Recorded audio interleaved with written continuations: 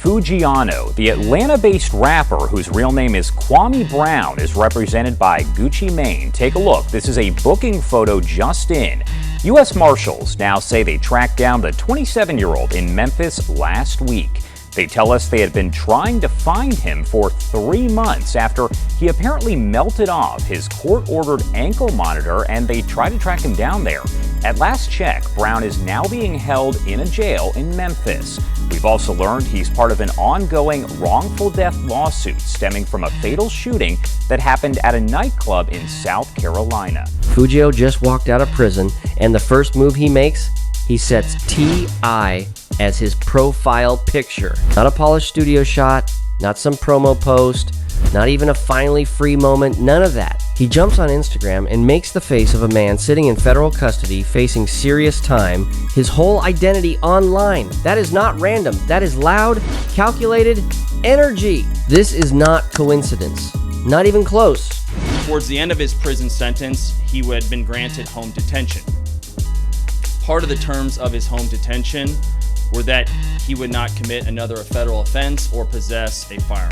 That is a statement from someone fresh out after 5 years behind bars, speaking without even typing a caption. He's basically saying, I picked a side and it's clear who he's not rocking with. Pay attention because this is way bigger than rap drama now. This situation stepped into something serious. We're talking about real-life allegations involving a forced situation with weapons involved. This isn't just talk anymore. Reports are throwing around heavy claims, mentions of weapons, high-profile names, and federal charges that could carry life-altering consequences. You've got connections stretching from Memphis to Dallas, involving artists, family ties, and entire crews moving with purpose. And now, everything just flipped again. The one artist Gucci kept when others got dropped just came home and instantly leaned the other way. That changes the whole energy of the situation. This isn't just tension, it's a full shift in alliances. Stay locked in, because this only gets more intense from here. But to really understand what's happening, you need the full backstory, because the weight of this runs deep. Gucci Mane, real name Radrick Delantic Davis, Zone 6. Atlanta, one of the true creators of trap music, standing alongside names like T.I. and Jeezy. This is a man who helped shape the entire sound of hip-hop from the early 2000s and beyond. From Icy to an unstoppable mixtape run to influencing artists like Young Thug, his impact is everywhere. There's no debate about his legacy. Gucci Mane is a certified legend, no question. He faced prison multiple times, came out, cleaned up his life, got married, and turned into a sharp businessman. He rebuilt his brand and created the new 1017 label, putting together a fresh wave of hungry talent ready to take over. Now enter Pooh Shiesty Lontrell Williams Jr. Straight out of Memphis, Tennessee, Gucci signed him in 2021, and his rise was explosive. Back in Blood featuring Lil Durr, he was out there, moving right, building his name, doing what he had to do, but then December 2020 hit and everything flipped. He got arrested on a felon in possession of a firearm charge, and the judge tried to give him a chance. $50,000 bond, stay in Georgia, ankle monitor locked on him. Simple rules, right? Not for him. He allegedly burned that ankle monitor off and disappeared. Federal agents had to track him down for 3 straight months before finally catching up with him in Memphis, Tennessee in March 2021. That move cost him heavy. 5 years, no bond, no shortcuts. He's been gone ever since, sitting down while everything outside kept moving fast. 5 whole years passed while the industry kept evolving, new faces popped up, and old alliances started shifting. Now here's where it starts getting serious. Reports say that back in 2024, when Gucci Mane cleaned house and dropped most of his 1017 roster, only 2 names stayed standing, Pooh Shiesty and Fugio. Think about that. Out of everybody, those were the 2 he kept tied to the label, even while both of them were locked up. That matters more than it looks at first. So picture this, both of them behind bars, still technically repping 1017, while everything outside starts getting shaky. Because while Fugio and Pooh Shiesty were doing their time, the relationship with Gucci Mane was reportedly falling apart behind the scenes. And this is where things start getting exposed. A YouTube commentator named Seti Nash stepped in and shared what looked like an Instagram message exchange that had people talking. Then on April 22nd, a source reportedly close to Fugio's circle made it plain and direct. They said Fugio will not be messing with Gucci Mane. No confusion, no maybe just a clean break. Think about that for a second. Fugio grew up looking up to Gucci Mane, naming him as an influence alongside T.I. and Lil Wayne. That's not just any artist, that's someone he studied, respected, and now he's coming home from prison saying he's done with him completely. So what caused that shift? According to the same source, it came down to support or the lack of it. They claimed he didn't receive any financial help while he was locked up, not even a single dollar. And in that world, that kind of silence speaks loud. And it didn't stop there. The source also claimed Pooh Shiesty felt the same way. After doing 3 years on his case, he's reportedly saying he didn't feel supported either. Now that's two major artists tied to the same label, both coming out with the same energy. Now understand this clearly. Within that culture, support isn't just a nice gesture. It's expected. Sending money, helping with legal costs, checking on family, those things carry weight, especially when you're the one at the top benefiting from their success. That's part of the code, and people take it serious. So that's the mindset Fugio walked back into when he got out. But on the other side, things weren't calm either because something way bigger had already happened. And this is where everything turns up to another level. January 10th. 2026. 3 people connected to the music industry land in Dallas, Texas, and that's when things start getting real wild. Right there in the mix, Radrick Delantic Davis, Gucci Mane himself. The reason for that trip? A sit-down meeting over a contract dispute tied to Pooh Shiesty. According to federal prosecutors, this wasn't random at all. Pooh allegedly set this meeting up to talk about his deal with 1017 Records. He wasn't happy with the terms, and he wanted out. This was supposed to be straight business, nothing more. Now, here's something you really need to catch, because the timing makes this situation even wilder. At that exact moment, Pooh Shiesty had just come home in October 2025 after serving 3 years, but he wasn't fully free.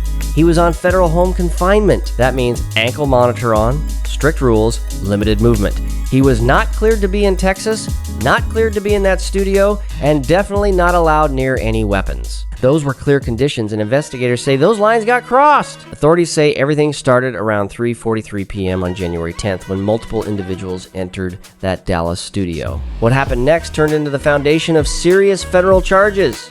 According to the complaint, I asked to speak with Gucci Mane privately inside a recording room.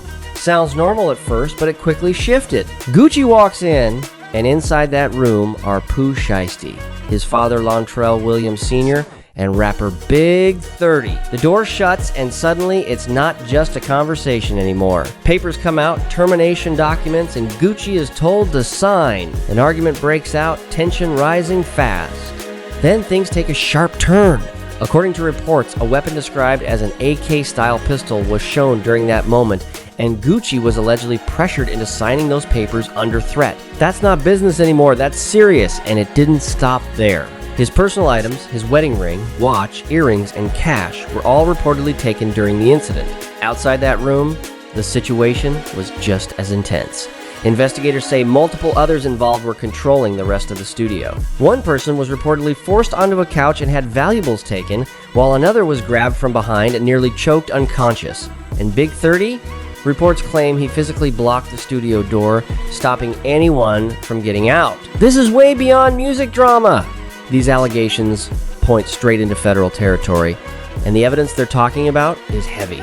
Investigators mentioned ankle monitor data placing individuals at the scene, license plate tracking showing travel from Memphis to Dallas, surveillance footage from the studio and nearby spots, plus cell phone records and social media activity. And here's the part that really stands out. This all started coming together fast because within hours of the incident, the digital trail was already building up. It didn't take long for things to get even messier. Some of the defendants were allegedly posting photos of the jewelry and cash on Instagram the same day.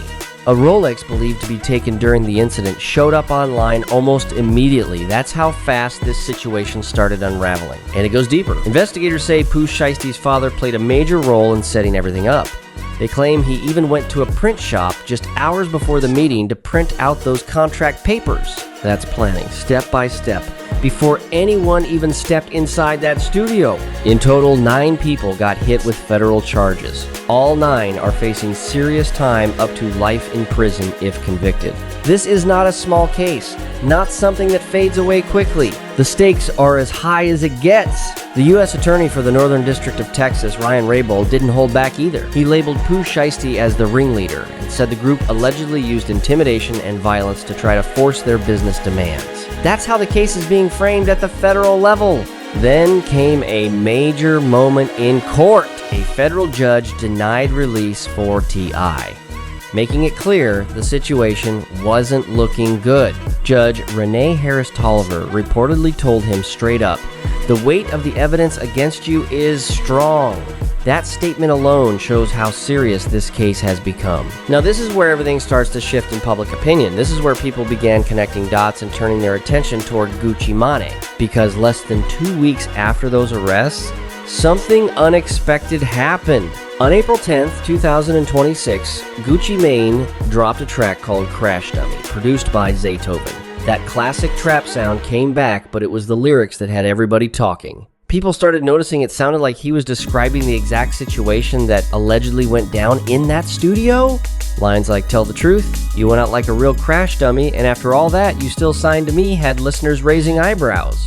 Then he goes deeper, describing tension in the room, saying, "I walk in, feel the pressure building, the whole time they plotting against me. It didn't stop there either." He even raps pen to the paper, but it's under duress. "I thought it was a business meeting, but it was a setup," and then takes shots at Pooh Shiesty's father and Big 30 directly. The track closes with him saying he's been betrayed and now his heart turned cold. That's heavy messaging. Now here's where things really got people talking. An FBI agent reportedly testified that Gucci Mane gave a statement to authorities about the alleged incident. Special Agent Pamela Hansen mentioned that investigators used statements from Gucci and others as part of their case. So now you've got this situation, Gucci reportedly speaking to law enforcement, then releasing a track that lines up closely with the allegations. And once that happened, the internet exploded with one big question. Freddie Gibbs even jumped on Instagram, played the track, and said, "That line hit the internet hard. He snitched on a Zaytoven beat. That's crazy." That's what Freddie Gibbs posted, and the caption alone had people going off. He even added, "This ain't gotta be AI," making it clear he meant every word. The reaction was instant, and it spread everywhere. Then here comes 6ix9ine, one of the most controversial figures in hip-hop when it comes to this topic. He jumped on his platform and went all the way in. He started pulling up old clips of Gucci Mane, talks saying he would never cooperate with law enforcement, never switch up, never be that kind of person. Then he played Crash Dummy right after, back to back, letting the contrast speak loud. The irony didn't go unnoticed. 6ix9ine basically said, "So now you all see what I've been saying this whole time." That added even more noise to the situation. Then Uncle Murda stepped in on his podcast, saying you can't sound like a civilian after living a certain lifestyle for decades. DJ Academic spoke on it. Whack 100 gave his take too. Whack 100 didn't fully go in, but he didn't fully defend it either. He said he wasn't sure if the track crossed the line, but even his response felt careful. Nobody wanted to step too far into something this serious, and that says a lot by itself. Now add another layer to this already wild situation, the Waka Flocka angle. Waka, who once stood side by side with Gucci before their fallout years ago over contracts and money issues, suddenly had his name pulled into the conversation. During a performance at State Farm Arena in Atlanta on April 9th, a clip went viral. Fans thought they heard Waka throw a subtle jab while also shouting Gucci out at the same time. The internet ran with it fast, ready to turn it into another headline, but Waka shut that down quick. He jumped on Instagram and said, "You all reaching with the Gucci situation, stop putting me in that. Clear and direct." He later made it even simpler, "None of my business." And that response says a lot without saying too much. Waka didn't celebrate anything, didn't add fuel, didn't pick sides. Because at this level, people understand this isn't just music drama anymore, it's federal, and that's not something to play with in public. But right when things felt like they couldn't get more intense, another major moment hit. A key name stepped back into the spotlight. April 2026. 5 years after cutting off his ankle monitor and going on the run, Kwame Khalil Brown, known as Fugio, walked out of prison. That moment alone had the culture watching. The first image that popped up, shared through No Jumper, showed him smiling, grills shining, looking like he never lost his energy. The caption read, "No more free food," and people reacted instantly. There was excitement, curiosity, and a lot of questions. Fans wanted to know what's next. Would he drop music? Would he reconnect with Gucci Mane and rebuild what was left? Remember, he had been gone for 5 years. During that time, the label went through drama, changes, and serious issues. So people were wondering, could they fix it, or was it already too far gone? The answer came quick, and it wasn't subtle. That leaked Instagram message exchange told the story early. A source close to Fugio's side reportedly made it clear he's not rocking with Gucci Mane anymore. And when asked about the Crash Dummy track, the response was even sharper. The source said Fugio viewed the song as crossing a line and didn't support it at all. That's a strong stance, especially given everything tied to the situation. So this wasn't just someone hearing rumors and staying neutral. According to his circle, Fugio came home, looked at everything that happened, and made a decision. He reportedly saw that track as a violation, something that didn't sit right with him at all. But the real statement, it wasn't just in private messages, it was what Fugio chose to show the world on his own Instagram. He reposted a message from a user named @underchopperoo, and that message hit heavy. It said, "We doing our time and making it back to our loved ones without taking from somebody else's, we not respecting that rat at all, from the streets to the state to the feds, we standing on business, welcome home." That alone was strong, but then Fugio added his own line underneath. He wrote, "Even after the grave." That's it. Short, but loaded with meaning. You need to really understand what that phrase carries, because that's not just random talk online. That's not exaggeration for attention. That's someone making it clear his loyalty runs deep, past consequences, past time, past everything. In that culture, words like that hold serious weight. It's about code, respect, and where you stand when things get messy. And right after that, Fugio made a move that had the whole internet reacting instantly. He changed his Instagram profile picture to Pooh Shiesty. Not a promo pic, not a memory post, a current image of someone sitting in federal custody dealing with major charges. That choice? That wasn't by accident. That was loud without saying a single word. Think about what that signals. Fugio looked at everything, the reports about statements, the Crash Dummy track, the time he spent locked up, and the support he felt was missing, and then made his stance public. That profile picture became his message. In today's world, your profile picture is more than just a photo. It's your flag. It shows what you stand behind. And Fugio raised that flag clear for everyone to see. That move told people he's no longer standing with Gucci Mane and the 1017 side the way he once did. Instead, he's showing alignment with someone at the center of a major legal situation involving his former label head. That's a bold shift, and the internet picked up on it fast. Conversations went everywhere, and the whole story started to feel different. Now it's not just two sides going back and forth. There's a third voice in the mix, someone who was tied to the brand, carried that name even while locked up, and then came home and immediately showed where he stands. That changes the energy completely, because now people are looking at loyalty, timing, and choices all at once, and it's raising bigger questions about how all these worlds connect. When you zoom out, this situation is bigger than any one person. It's not just about Gucci Mane, Pooh Shiesty, or Fugio by themselves. What's really happening is a clash between the music business side and the street side, two worlds that don't always move the same way. And when those two collide, things can spiral fast. That's exactly what this looks like right now, pressure building from every direction. From a legal standpoint, this case is serious. Investigators are pointing to multiple pieces of evidence, things like physical traces from inside the studio, social media activity tied to the incident, and connections between the people involved. There are 9 individuals facing federal charges in total. The judge already made it clear how heavy the situation is, pointing out that the evidence being presented carries real weight. That alone shows how high the stakes are.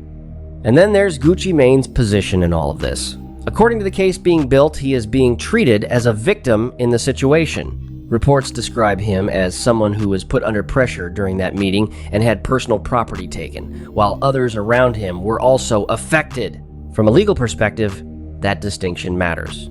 Speaking to investigators after being part of an alleged incident like that is viewed differently under the law than other situations people compare it to. That's an important line that often gets blurred in public conversations. And right now, all of these layers, legal, personal, and public opinion, are colliding at the same time, making this one of the most talked about situations unfolding right. From a legal angle, this isn't someone going out of their way to build a case on somebody else. The claim is that an incident happened, authorities stepped in, and statements were taken from people involved. That's how the system works. But here's the real tension, because the culture and the law don't move the same at all. In hip-hop culture, especially in the world Gucci Mane built his name in, there's a different set of expectations. The code is the code. People live by it, stand on it, and don't bend it. And that code says you don't cooperate no matter what. Historically, situations like this get handled quietly, behind closed doors, without bringing in federal attention. Gucci built his entire image around that mindset. He talked about it in his music, showed it through his actions, and even did time connected to that lifestyle. So now, with these allegations on the table, people are looking at the situation sideways. Because when something serious allegedly happened involving his own artist, and authorities got involved, the narrative changed fast. Now you've got voices all over the place. 669INE calling him a hypocrite, Freddie Gibbs saying he snitched on a Zaytoven beat, and the internet turning it into a full debate. Meanwhile, Fugio just stepped out of prison and immediately put T.I. as his profile picture. That added even more fuel to an already loud situation. But here's the part that doesn't get enough attention, and this is where things get real. This situation is showing a deeper issue between the music business and the street mindset. These aren't just headlines, these are real people dealing with real consequences. You've got Pooh Shiesty's father in federal custody, multiple individuals connected to the situation facing serious charges, and people who traveled together now caught up in something that could change their lives forever. Big 30, who had a growing career, is now tied into this case. Fugio just got home after 5 years and is already surrounded by chaos before even dropping new music. And at the center of all this, a contract dispute.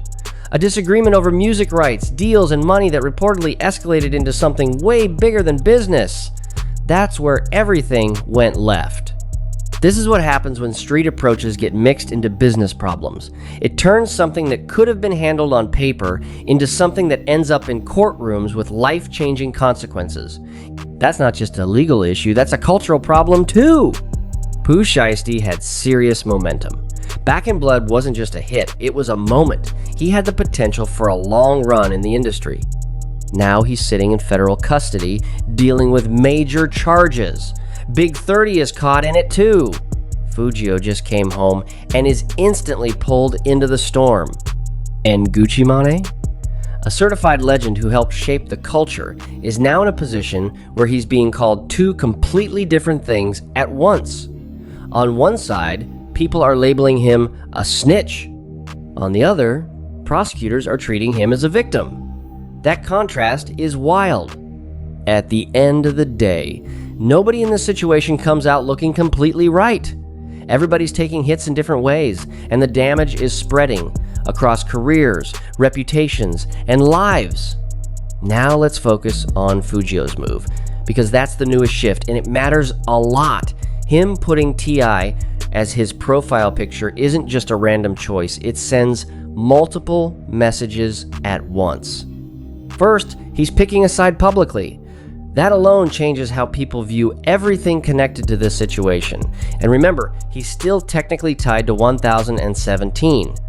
That means this isn't just personal, it crosses into business too. That kind of move can have real consequences behind the scenes. Second, Fugio made that choice knowing the seriousness of the case. He knows what Pooh Shiesty is facing, he knows how heavy the allegations are, and he still showed that level of support publicly. That tells you exactly where his loyalty stands. No confusion. Third, That caption, even after the grave, paired with the repost about not respecting certain behavior, sends a coded message. People who understand that language know it's not random. It's going to draw attention, reactions, and probably more responses. And right now, all eyes are on what happens next. Because moves like that don't just fade away, they set the tone for everything that follows. People fresh out of federal custody moving like this online? That doesn't go unnoticed. Posting messages like that while a federal case is active brings serious attention, whether people realize it or not. What started as labeled tension has now turned into something way bigger. A federal case, a public fallout, and a full social media war. And now, the one artist who was supposed to stay solid with Gucci, the one who held that 1017 name even while locked up, just came home and clearly picked the other side. This has been whispered about for months, but now it's all out in the open. Every move, every shift, every choice, it's all visible now. So let's lock in and break down what's actually confirmed in this situation. January 10th, 2026, Gucci Mane is allegedly involved in a serious incident inside a Dallas studio involving multiple individuals. Reports led to 9 people facing federal charges, all dealing with major legal consequences if convicted. That alone set the tone for everything that followed. The evidence being discussed? Investigators have pointed to multiple elements: monitoring data, travel records, physical evidence, and even social media activity that surfaced shortly after the incident. That digital trail became a major part of the conversation. Then April 10th, 2026 hits. Gucci drops Crash Dummy. The track instantly grabs attention because listeners feel like it lines up closely with the reported situation. Around the same time, testimony had already revealed that statements were given to investigators, and that added even more heat. The culture reacts fast. Freddie Gibbs throws out, "He snitched on a Zaytoven beat." 6x9IN calls him out. Uncle Murda questions how it sounds coming from someone with that background. DJ Academics breaks it down publicly. Everybody's got something to say, and the noise just keeps getting louder. Then April 2026, Foogiano walks out after 5 years. And within days, everything shifts again. Reports start spreading that he's cutting ties, saying he didn't feel supported during his time away, and that he doesn't respect how things played out. Then the public moves hit. He reposts messages rejecting certain behavior, adds "even after the grave," and then switches his profile picture to TI. That right there sends a message without needing a caption. The line is drawn, and everybody sees it clearly. Now here's what matters going forward. This situation is not finished. Not even close. TI's legal team has already said their version of events is going to look very different from what's been presented so far. His attorney made it clear that things aren't always what they seem, and motives can be misunderstood. We still haven't heard every side in full. And when that happens, it's going to be major, because this is a federal case. That means court proceedings, evidence breakdowns, testimonies, all of that is still coming.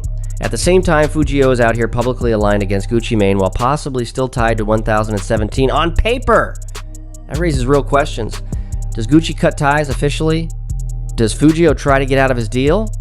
Or does this situation turn into something even bigger? And what about Gucci Mane? Does he respond directly? Does he address everything being said, drop more music, or stay quiet and let the legal system handle it? Because he's rebuilt too much, gone through too much, to just let this moment define everything without making a move. One thing is clear, the 1017 situation looks fractured right now in a serious way. The two artists who were still connected to the label during their time away have both stepped in opposite directions. That says a lot about what's been happening behind the scenes. This whole situation speaks on loyalty, business, expectations, and what happens when those things don't line up. It shows how quickly things can fall apart when pressure hits from all sides. Right now, nobody is fully seeing eye to eye. The disconnect is loud, and it's playing out in real time for everyone to watch. Now I want to hear from you. Drop your thoughts in the comments. What do you think about Foogiano's move? Do you see Gucci Mane as a victim or something else? And how do you think this situation plays out from here? If you're watching this and you're new, make sure you hit that like button, subscribe to the channel, share this with someone who's been following the story, and don't forget to comment your take. This story is still unfolding, and we're going to stay on top of every update. Stay sharp, stay safe, and keep watching closely because this is far from over.